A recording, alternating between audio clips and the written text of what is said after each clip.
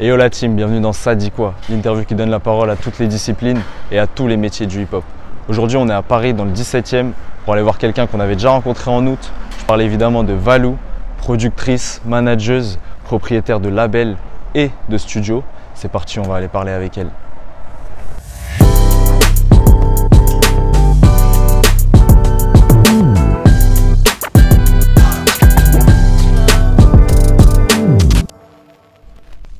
Ça dit quoi, Valou?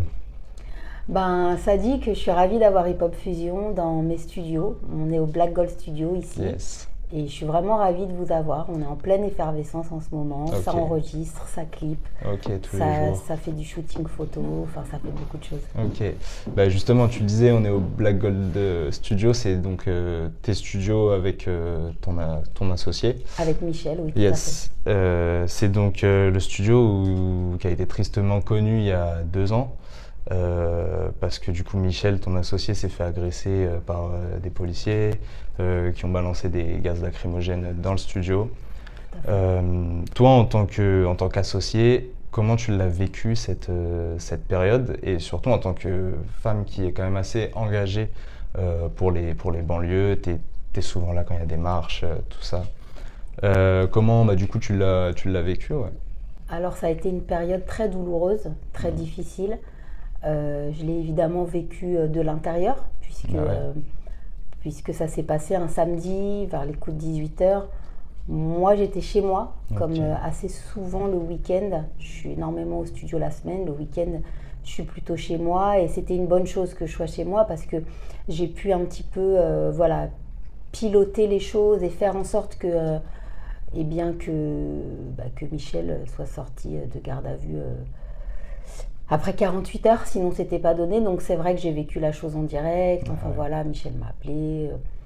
Les jeunes aussi qui étaient bloqués dans le studio m'ont appelé pour me faire comprendre qu'il se passait des choses très compliquées. Donc c'était assez anxiogène pour moi, mais voilà. Surtout de ne pas avoir la vision de ce qui se passe en Exactement. temps réel. Enfin bon, j'ai su appeler qui il fallait pour que très vite il ait les avocats sur place, de l'aide sur place, etc. Mais c'est vrai que ça a été très très douloureux parce qu'il a fallu arrêter l'activité, parce qu'il a fallu s'occuper vraiment de la prise en charge de Michel, qu'elle soit médicale ou psychologique, ou à tous les niveaux qu'on s'imagine bien avec ce genre d'agression. Un traumatisme énorme pour mon associé, pour moi, pour toute l'équipe. C'est vrai que se faire frapper dans son propre lieu de travail pendant 10 minutes de façon acharnée, après voilà, c'est très dur. On est en train de, on est toujours, ça va faire, c'est 2 ans pile, ça fait pile 2 ans. Okay. Michel a sorti un livre qui s'appelle Rester debout, où il raconte un petit peu son histoire aux éditions Plomb, qui est toujours trouvable partout sur le net et bien sûr dans toutes les librairies. Mais oui, ça a été très difficile, donc on s'est engagé encore plus dans pas mal de causes aussi, parce qu'on s'est rendu compte, et on a été beaucoup contactés par des familles de victimes ou les victimes elles-mêmes de violences policières quand elles ont encore la chance d'être là. Et du coup, on s'est beaucoup engagé. On a monté une fondation, la fondation Michel Zecler, pour justement commencer à faire des actions pour les victimes de violences policières, les familles. Et puis, pas que des actions pour les victimes, des actions aussi où on va essayer d'impliquer aussi la police, parce que le discours de Michel a toujours été un discours très modéré. Ouais. Il n'en veut absolument pas à la police. Exactement, on l'a vu sur les plateaux. On l'a vu uniquement aux individus qui l'ont agressé. Il a toujours eu un discours de modération, de paix, d'apaisement et essayer de trouver comment finalement renouer le langage entre la police et puis les quartiers. Le but, c'est ça. C'est vraiment pas de les incriminer, loin de là. Mais c'est surtout de faire des actions à tous les niveaux. Ça peut être des rencontres, ça peut être des cours de Krav Maga, puisque Michel est diplômé en Krav Maga. Okay. Il a un très très haut niveau, donc ça peut être plein de choses qu'on commence à monter avec la fondation. C'est bien, c'est important en tout cas. On espère que ça se fera rapidement et qu'il pourra tourner la page, et que, en tout cas, c'est bien que vous ayez fait cette fondation suite à cette affaire. Du coup, toi, donc, tu es productrice, manageuse, tu as commencé en étant organisatrice, je crois, de soirées hip-hop, un peu comme ce qu'on fait chez Fusion. Après, tu as été rédactrice de magazine, tu as fait un stage aux États-Unis à Bad Boy Records avec P. Diddy. Mais du coup, tu es arrivée jeune dans le milieu. En tant que femme, jeune femme, est-ce que ça a été dur au début d'arriver dans ce milieu-là? Comment ça s'est passé? Alors oui, je suis arrivée jeune, j'ai commencé à 16 ans à travailler dans l'organisation d'événements, de concerts de rap et de soirées.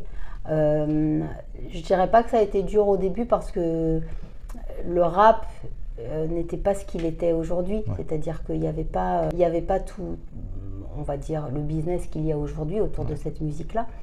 Et puis qui dit business dit, comme dirait Biggie, more money, more problems. Yes. Qui dit argent dit plus de problèmes et plus de problèmes. difficultés. Donc en réalité, les difficultés, je les ai plus ressenties beaucoup plus tard dans ma carrière, D'accord. quand je me suis structurée. Tant que j'étais rédactrice en chef et que je travaillais pour des sociétés qui n'étaient pas la mienne, Ça allait. J'ai tout vu allait que tu bien. disais que parce que tu étais managé, enfin dirigé, entre guillemets, tu avais des consignes.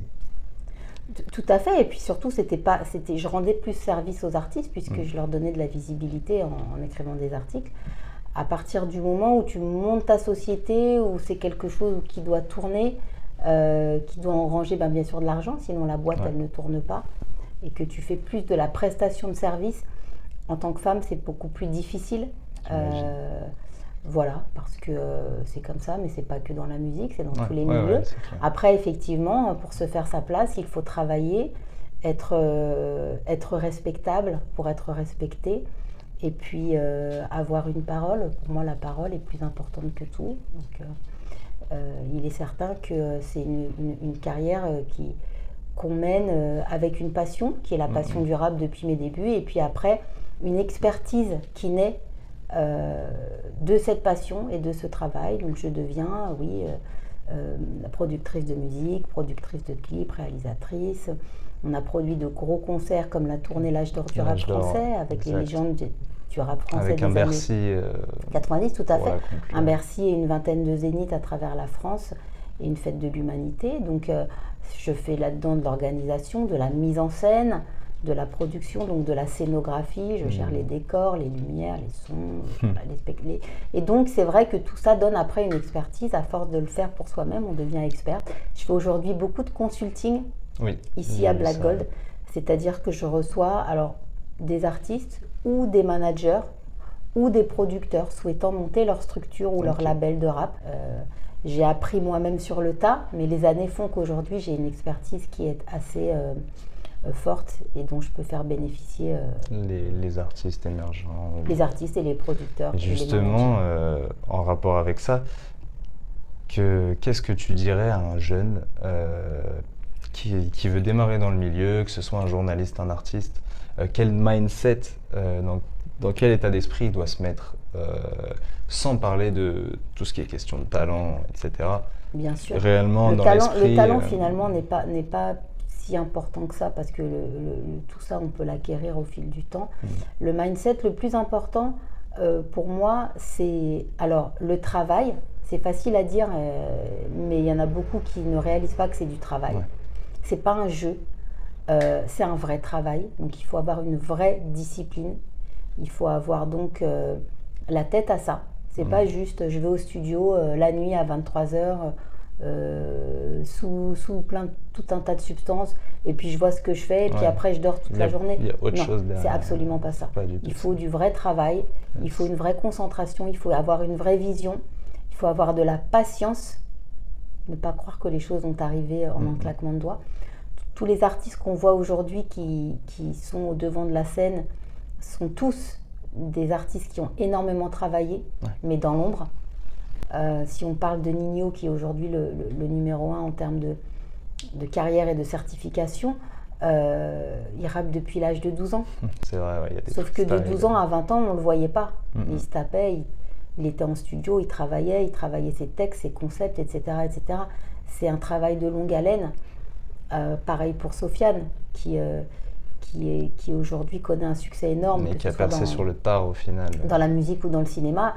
et ça fait plus d'une dizaine d'années, voire plus, qu'il charbonne et qui travaille et qui croit en lui. Donc il faut vraiment croire en soi, être extrêmement patient, avoir un mindset de gagnant et surtout bien s'entourer. Il faut une équipe. On n'arrive à rien seul. Et même une fois qu'on a réussi, c'est même une fois qu'on a réussi qu'il faut l'équipe. Parce que quand on a réussi, pour se maintenir au top et puis pour pouvoir gérer tout ce qui arrive, sans équipe, ça n'est pas possible. Et donc sans transition, j'ai vu récemment une interview de toi sur la chaîne d'info i24 où tu parlais justement du boycott de Ye et tu es également revenu un peu sur la polémique qu'il y avait eu avec Freeze, tu avais dit ce que tu en pensais. Du coup, est-ce qu'aujourd'hui tu penses que dans le rap, sans parler de Kanye, parce que après ses propos sont... c'est pas dans son rap entre guillemets, mais par exemple pour Freeze, est-ce que tu penses que quand on s'engage, quand on dit un peu trop de choses, est-ce que tu penses qu'aujourd'hui c'est devenu dangereux pour une carrière carrément d'être un peu trop engagé? Non, je ne pense pas que ce soit dangereux dans une carrière d'être un peu trop engagé. Je pense que le rap, depuis toujours et encore aujourd'hui, est une musique engagée. Le rap a été créé justement pour dénoncer alors des injustices ou des prises de position. Le rap était très politique ou politisé dans ses débuts, que ce soit aux États-Unis ou en France. C'est vrai qu'aujourd'hui, il est un peu moins, on est plus sur le côté festif, ce qui fait que quand il y a encore des artistes qui, on va dire, prennent position ou parlent de choses un peu plus sérieuses, ça peut heurter alors certains grands groupes, mais ce qu'il faut savoir, c'est que des prises de position, il n'y en a pas que dans le rap. C'est clair. Il y en a dans le rock, il y en a toujours eu, il y en a même dans le hard rock, il y en a dans toutes les musiques. Et moi, mon rôle, ça a toujours été d'élever cette culture-là et de la faire connaître et de ne pas la pointer du doigt. Donc, non, je pense pas. Je pense qu'il faut quand même faire attention, évidemment, à ce qu'on dit et ne jamais véhiculer de messages de haine envers qui que ce soit. Mais enfin, ça, c'est la base. Voilà, la base de l'être humain. Il n'y a pas de message de haine à faire passer. Par contre, comme je l'ai déjà dit, le rap, c'est l'art de la punchline. Donc, utiliser des images fortes et des métaphores pour pouvoir faire comprendre quelque chose, c'est la base du rap. Ce qui me pose des problèmes, c'est plutôt la haine gratuite. Ouais.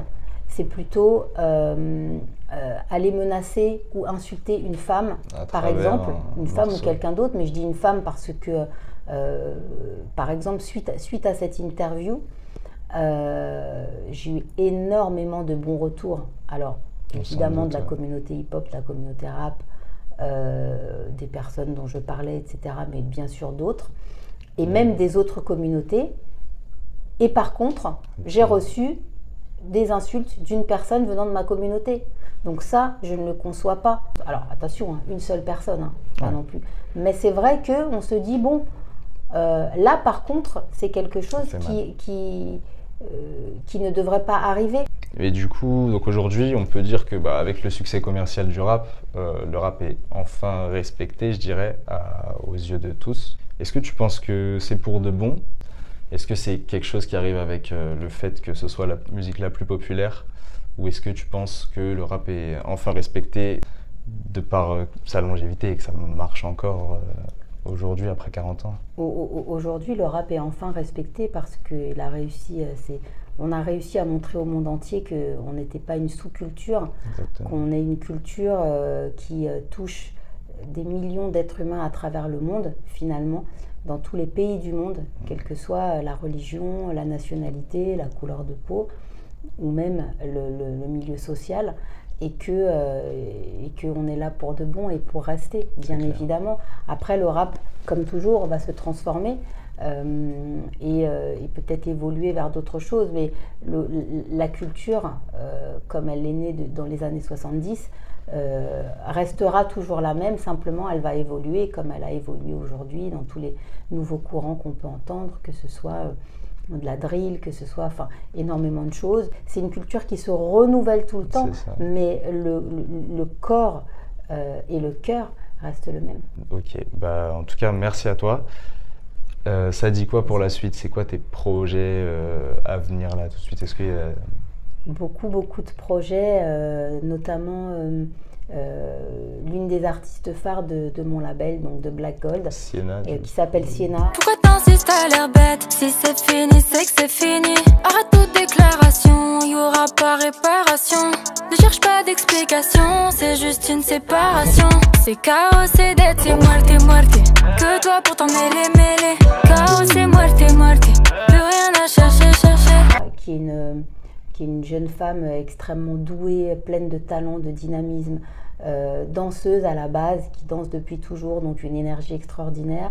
Et voilà, on sort son prochain clip et titre qui va être un titre drill, drill chanté. Et donc voilà, dans la tendance, elle explose sur les réseaux. Franchement, sur TikTok, elle est en train de faire un carton incroyable. Elle est en train d'exploser, bientôt le million de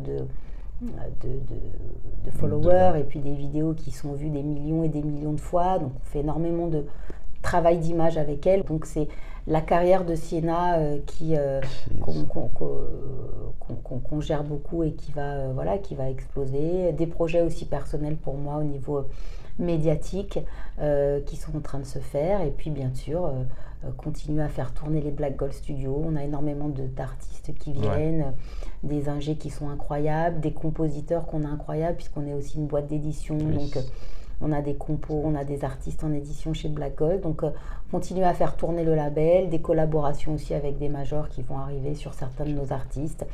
On a aussi un autre artiste en développement qui fait plus de Afro-Naija, qui s'appelle Wensley. On n'a encore rien sorti, on est en train de travailler sur le projet. Donc de très belles choses qui arrivent pour 2023. Plein de projets du coup qui arrivent. Tout à fait. Ok, bon, on a hâte de voir ça en tout cas. Merci à toi, c'est vraiment un honneur de t'avoir eu devant notre caméra aujourd'hui. Plaisir partagé.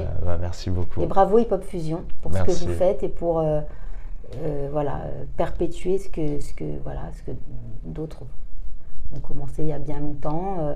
Le perpétuer sur les réseaux, faire vivre la culture, c'est très important. Merci à toi, ça fait plaisir. Et merci à vous d'avoir regardé cet épisode. On se retrouve le mois prochain pour un nouvel épisode de Ça dit quoi.